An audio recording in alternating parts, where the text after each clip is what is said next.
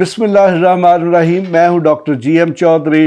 यकीनन मुझे तारीख़, पॉलिटिक्स, लॉ और इसके अलावा जो इकनॉमिक्स या मैनेजमेंट, इन तमाम सब्जेक्ट्स को पढ़ने का मौका मिलता है, मुझे इनका शौक़ है।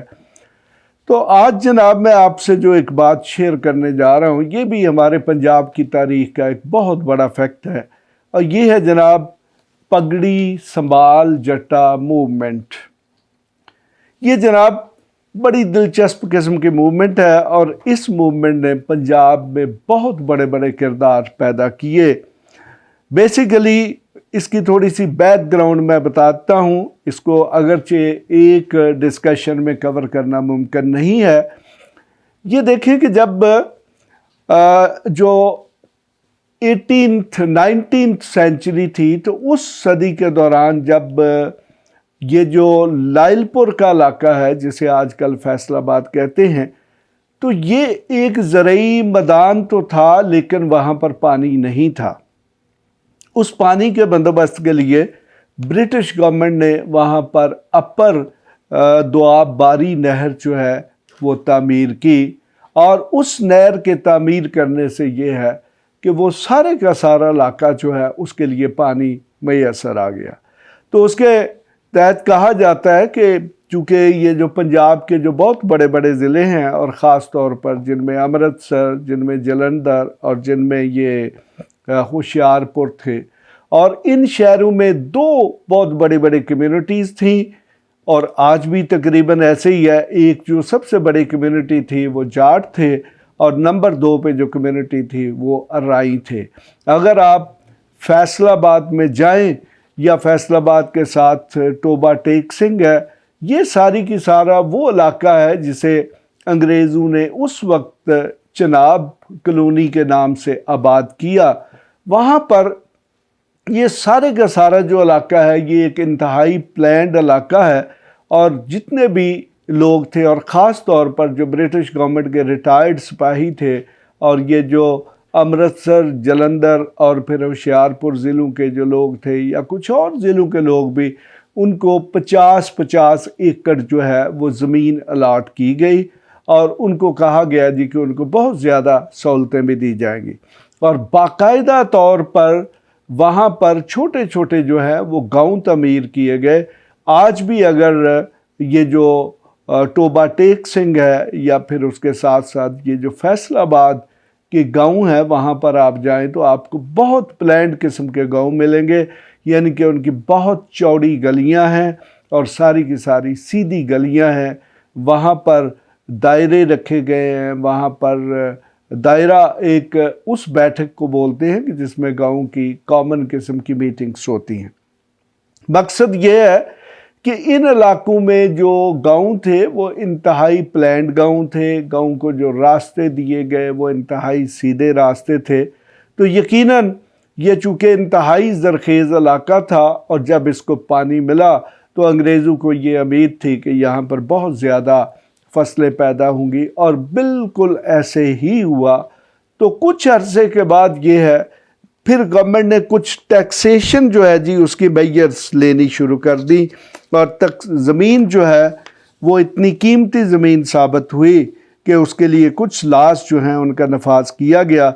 उनमें the Punjab land alienation act 1900 था, फिर पंजाब लैंड कॉलोनाइजेशन एक्ट 1906 था, और तीसरा लॉ जो था द दोआब बारी एक्ट 1907 था।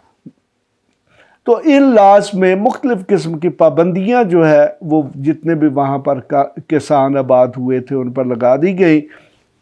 तो उस वक्त वहाँ के जो कुछ किसान थे, यानी कि जो जाट थे, उन्होंने एक तहरीक शुरू की ताकि ब्रिटिश गवर्नमेंट को चैलेंज किया जा सके। बल्कि आप कह सकते हैं कि 1857 की जंग आज़ादी के बाद अगर सब कॉन्टिनेंट में कोई बहुत बड़ी तहरीक चली तो ये जो पगड़ी संभाल जट्टा मूवमेंट थी।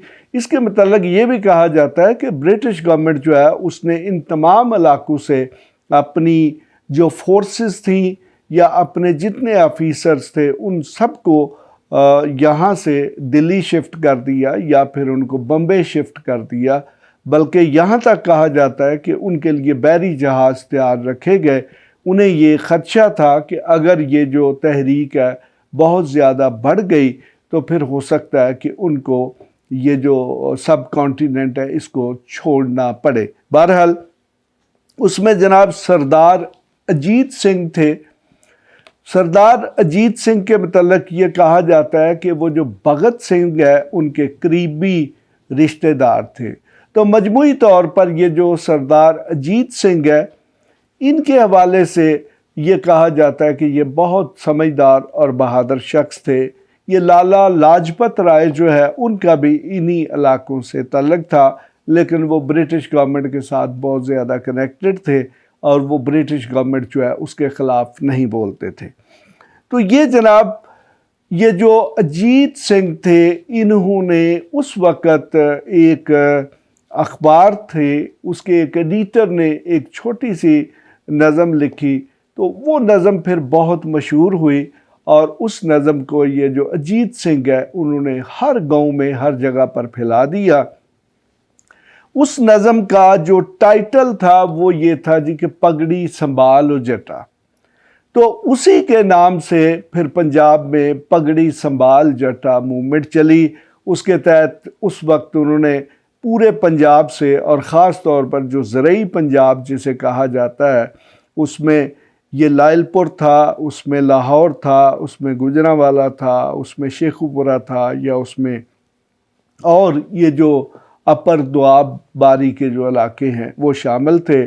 وہاں کے دیہاتوں میں، وہاں کے شہروں میں یہ موومنٹ جو ہے وہ بہت شدت اختیار کر گئی، اور اسی وجہ سے بعد میں وہ جو بھگت سنگھ کا واقعہ ہے وہ بھی پیش آیا، چونکہ اس کے نتیجے میں وہاں پر پوسٹ آفسز کو، یعنی کہ جتنے بھی سرکاری دفاتر تھے، ریلوے لائنز تھی، ریلوے اسٹیشنز تھی، ان کو نقصان پہنچایا گیا۔ ان کو مختلف قسم کی جو ہے انگریزوں کو مجبور کیا گیا کہ وہ یہ جو تینوں لاس ہیں ان کو واپس لیں۔ بہرحال کچھ عرصے کے بعد کہا جاتا ہے کہ 1927-30 کے قریب برٹش گورنمنٹ نے ان قوانین میں کافی ساری تبدیلیاں کر دی تاکہ یہ جو عوام میں انریسٹ یا سمجھے کہ بد امنی تھی اس کو ختم کیا جا سکے۔ تو یہ جو پگڑی سنبھال جٹا ہے اس پر جناب اعلیٰ یہ ایک بڑی طویل نظم ہے، وہ ابھی تو آپ کے ساتھ شیئر کرنا ممکن نہیں ہے، تو میں اپنے اگلے پروگرام میں وہ جو ساری کی ساری نظم ہے وہ آپ کو اپنی زبانی میں پڑھ کے سناؤں گا، اور اس کو بعد میں کچھ انڈین فلموں میں اور کچھ پاکستانی فلموں میں بھی اس نظم کو گایا گیا۔ پگڑی سنبھالو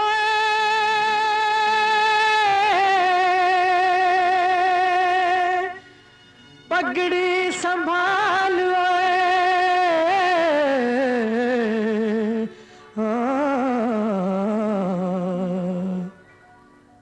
پگڑی سنبھال جٹا پگڑی سنبھالو پگڑی، اور بہت پسندیدگی کی نظر سے دیکھا گیا۔ تو اگر آج کے موجودہ حالات کے تناظر میں آپ کو کچھ بتاؤں تو آج کل پھر انڈین پنجاب جو ہے وہاں پر ایک کسانوں کی موومنٹ چل رہی ہے، تو اس کسانوں کی موومنٹ میں بھی یہ جو نظم ہے پگڑی سنبھال جٹا بڑی باقاعدگی کے ساتھ پڑھی جا رہی ہے، اور یہ جو پنجاب انڈین پنجاب میں جو کسانوں کی تحریک ہے وہ بہت شدت اختیار کر چکی ہے، اور برٹش گورنمنٹ یعنی کہ مودی کی جو ایک ظالمانہ گورنمنٹ ہے اس کو مجبور کر چکی ہے کہ وہ کسانوں کی ڈیمانڈز پوری کرے۔ لیکن اس کے باوجود چونکہ انڈین پنجاب میں کسانوں کے سارے مطالبات ابھی تک پورے نہیں ہوئے، تو یہ جو پگڑی سنبھال یعنی کہ جو انڈین پنجاب کے جو جاٹوں کی یا کسانوں کی تحریک ہے وہ ابھی بھی جاری ہے۔ اور میں یہاں پر یہ کہہ سکتا ہوں کہ اس تحریک کو جس طرح 1907 میں پگڑی سنبھال جٹا موومنٹ یا تحریک جو ہے اس کا الٹیمیٹ نتیجہ یہ نکلا کہ 1947 میں برٹش گورنمنٹ کو اس برٹش انڈیا کو انڈیا اور پاکستان میں تقسیم کر کے خدا حافظ کہنا پڑا۔ تو اس وقت इंडिया में जो किसानों की मूवमेंट है उसका भी अल्टीमेटली ये नतीजा निकलेगा कि पंजाब जो है वो आज़ादी हासिल करेगा।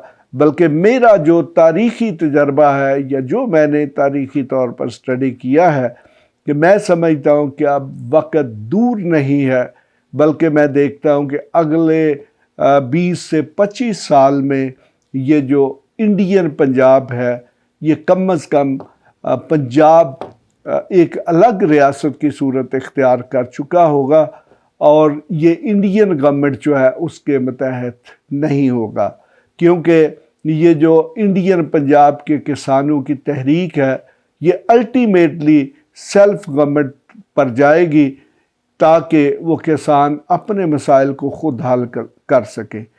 देखें, जब गवर्नमेंट मूवमेंट्स को दबाती हैं तो फिर उनका नतीजा कभी भी ये नहीं निकलता कि अगर लोगों को मारा जाए, पीटा जाए, उन पर तशद्दुद किया जाए, उनको जेलों में बंद किया जाए तो लोग फिर उस गवर्नमेंट से मोहब्बत करना शुरू कर दें।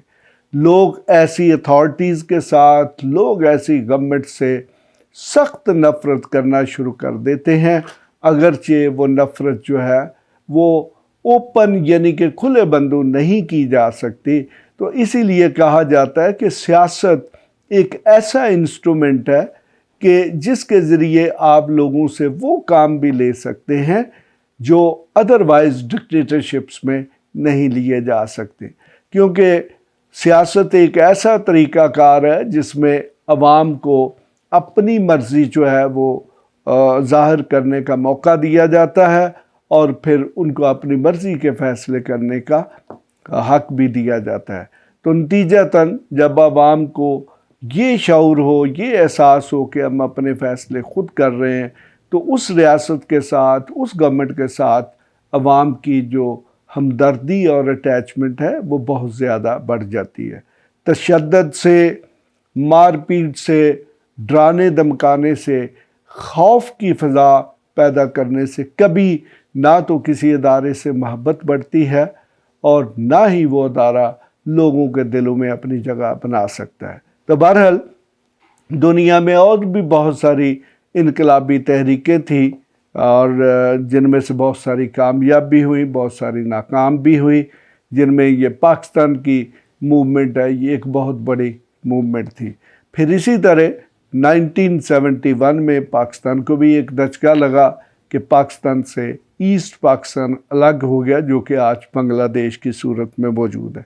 ये सब तारीख़ी हक़ाइक़ हैं, इनको अगर हम प्रॉपर तरीके से एनालिसिस ना करें तो यकीनन इस तरह की सूरत हाल दोबारा भी पैदा हो सकती है। इसके साथ ही मैं इजाज़त चाहूँगा। खुदा हाफ़िज़। ऐसी मज़ीद वीडियोस देखने के लिए हमारे चैनल को सब्सक्राइब कर लें और बेल आइकन को ऑन कर लें ताकि आपको हर नई आने वाली वीडियो का नोटिफिकेशन मिलता रहे।